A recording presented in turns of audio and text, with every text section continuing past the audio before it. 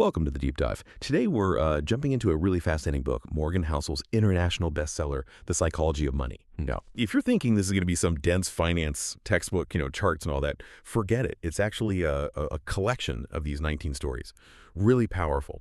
And they all get at this simple but, pretty profound truth. Succeeding with money, it's got way less to do with how smart you are and almost everything to do with how you behave. Your actions.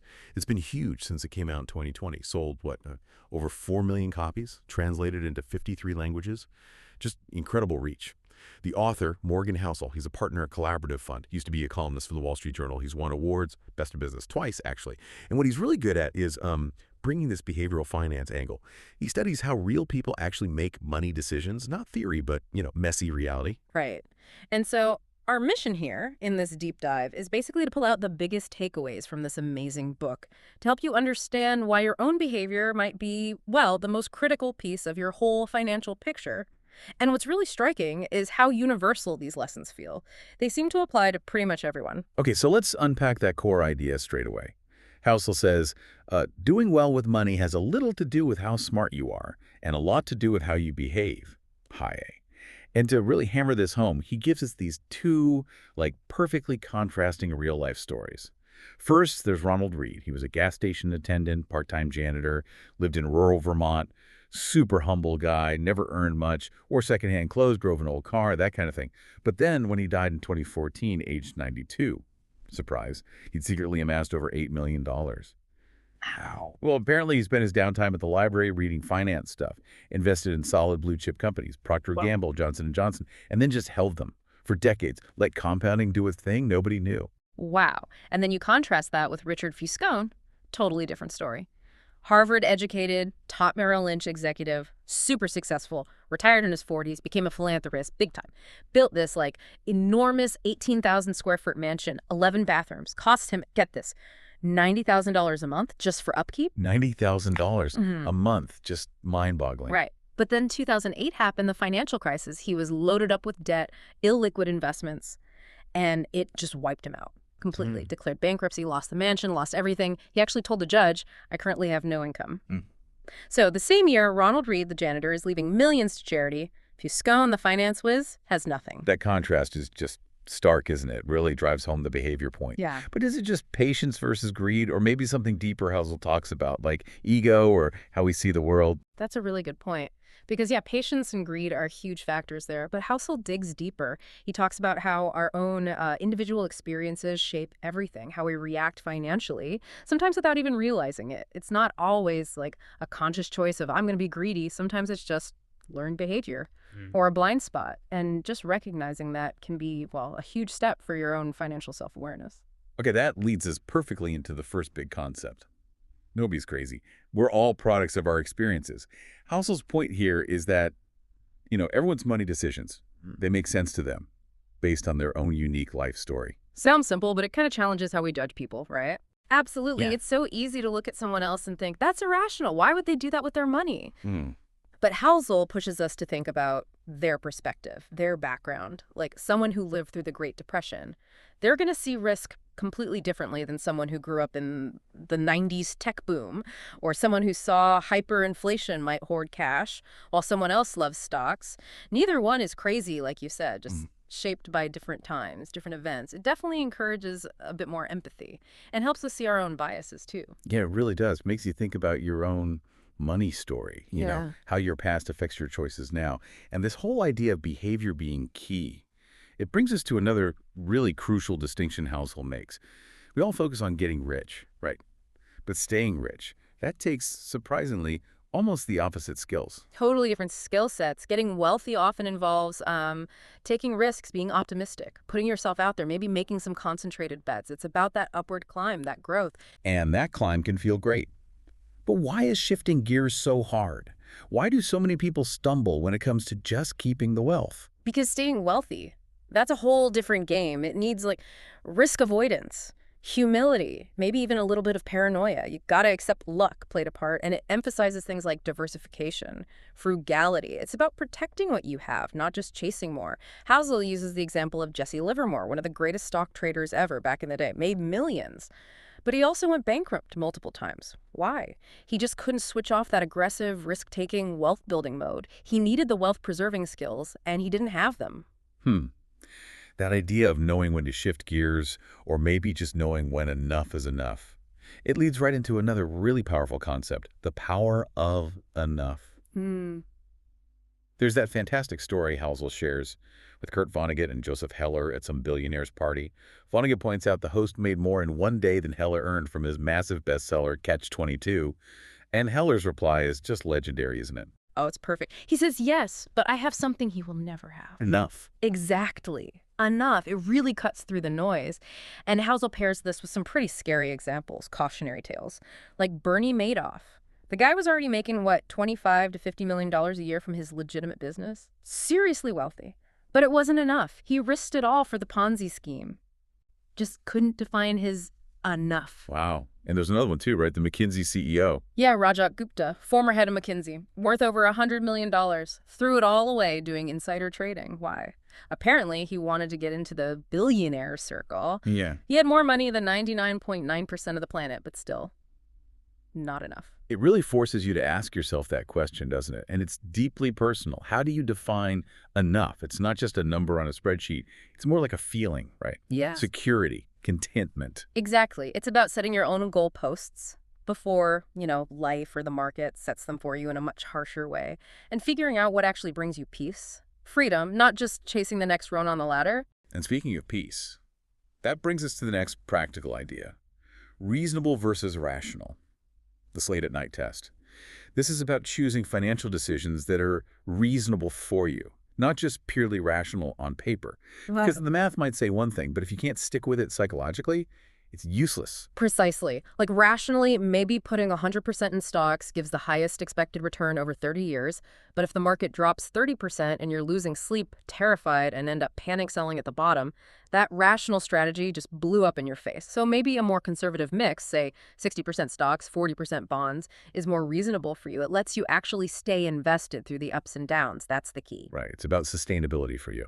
Yeah, and Housel tells us a great little story about Harry Markowitz, the guy who won a Nobel Prize for modern portfolio theory.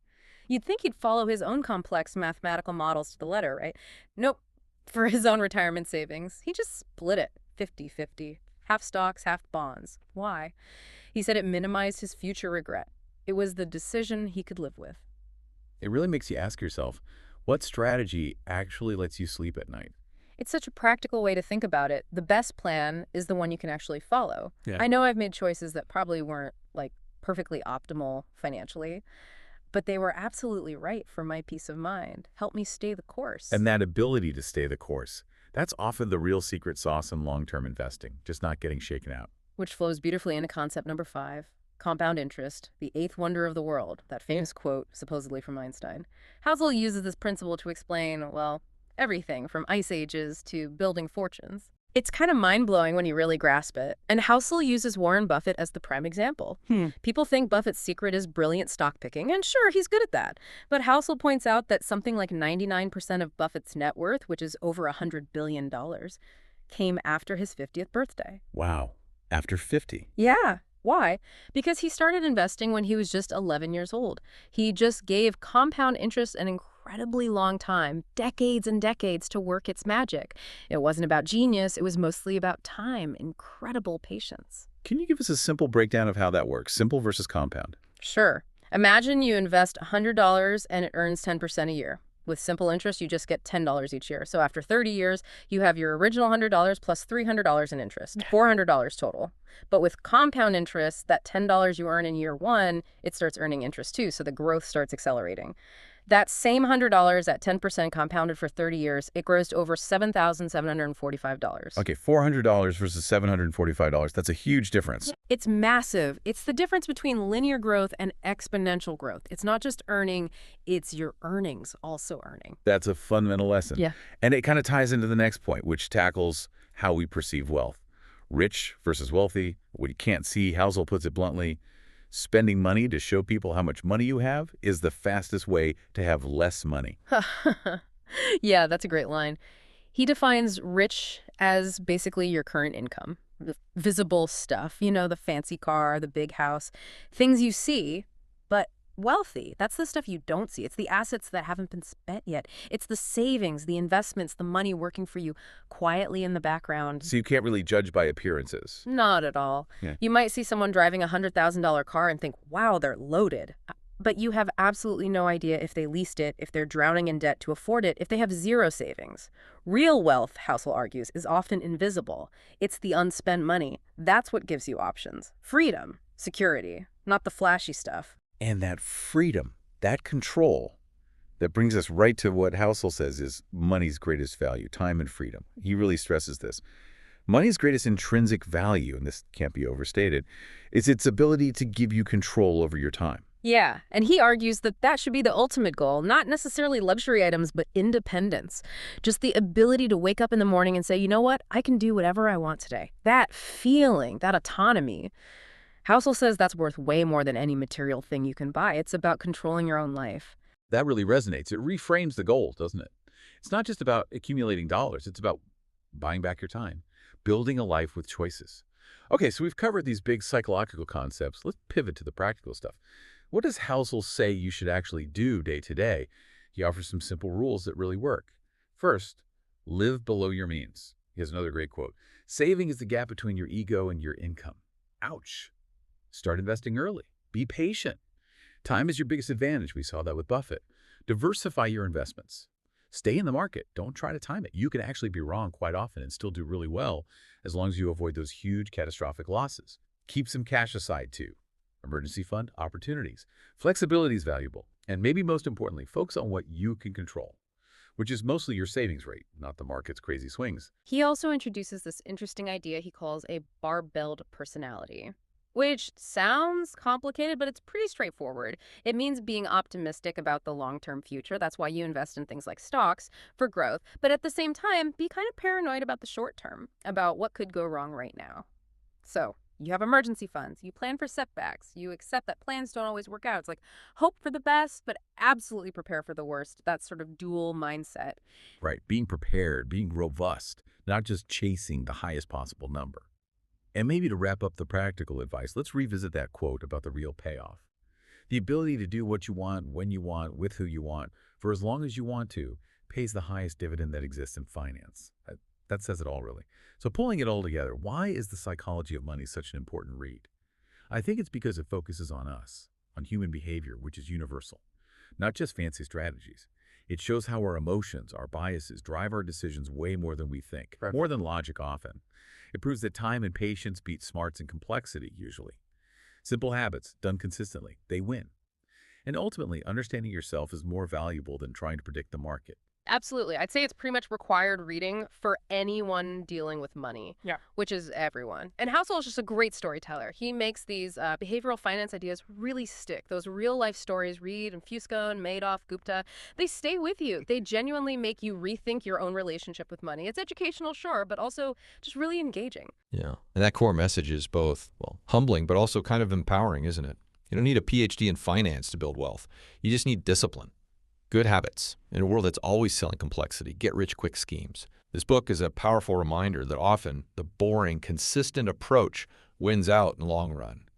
And maybe the final thought to leave you with circles, back to Ronald Reed, the millionaire janitor. His story is kind of the ultimate proof, isn't it? With right behavior, with enough time, anyone can build remarkable wealth, not through genius stock picks, but through patience.